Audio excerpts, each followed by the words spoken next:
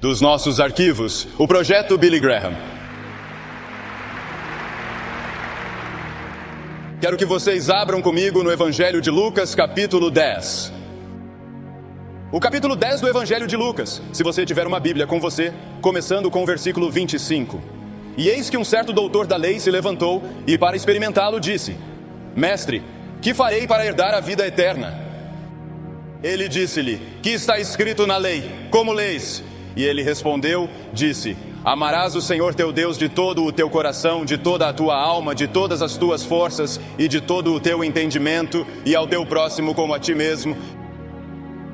E ele disse-lhe: Tu respondeste bem, faz isto e viverás.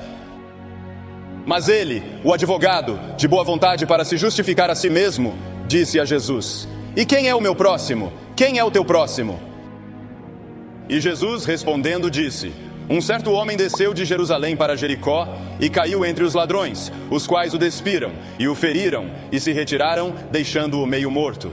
E por acaso descia por aquele caminho um certo sacerdote, e quando o viu, passou de largo. E da mesma forma um levita, quando chegou ao lugar, olhou para ele e passou de largo. Mas um certo samaritano, indo de viagem, chegou onde ele estava, e quando o viu, teve compaixão dele, e foi ao-lhe, e atentou-lhe as feridas, deitando-lhes óleo e vinho, e colocou-o sobre a sua besta, e deu-lhe fim, e tratou dele. E no dia seguinte, quando ele partiu, tomou 2 pentes, e deu-os ao hospedeiro, e disse-lhe: Cuida dele, e tudo o que gastares a mais, quando eu voltar, te pagarei. Então, de qual destes 3 te cuidas que foi o próximo daquele que caiu entre os ladrões? E disse o doutor da lei: Aquele que usara misericórdia para com ele. Disse-lhe Jesus: Vai e faz tu da mesma forma.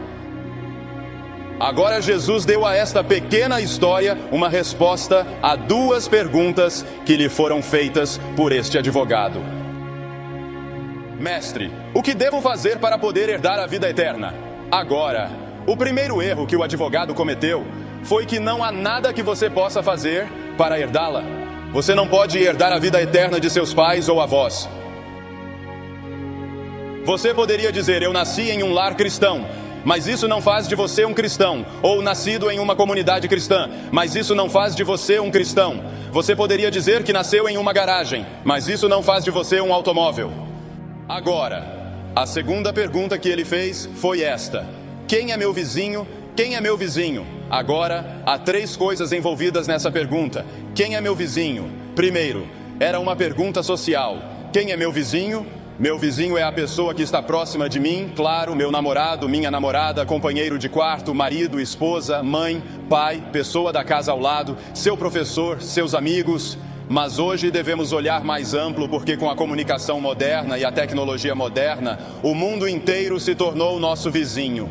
E todo mundo que vive neste pequeno planeta é nosso vizinho.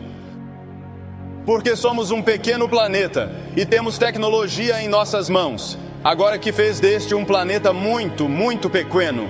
E estamos demograficamente nos movendo mais e mais próximos uns dos outros. E nos tornamos uma vizinhança, sem nos tornarmos uma irmandade. E este é um dos grandes problemas que enfrentamos no mundo hoje.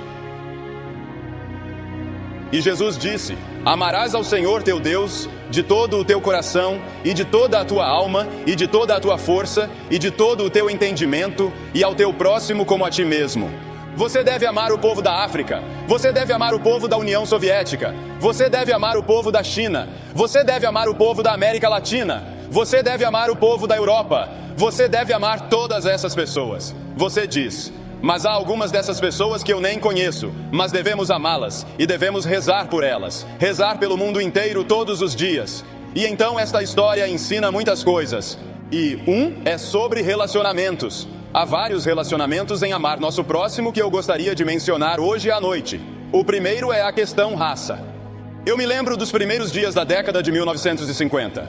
Quando estávamos começando, Drew Pearson, que era um colunista famoso neste país, me escreveu uma carta e ele disse: Billy, ele disse, você estaria disposto a ir para Clinton, Tennessee? Esse foi o primeiro incidente, grande incidente que tivemos, incidente racial que tivemos nos anos 40 e 50. Foi em Clinton, Tennessee.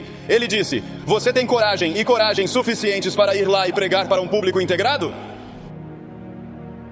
E eu disse: sim, aceito se você for comigo.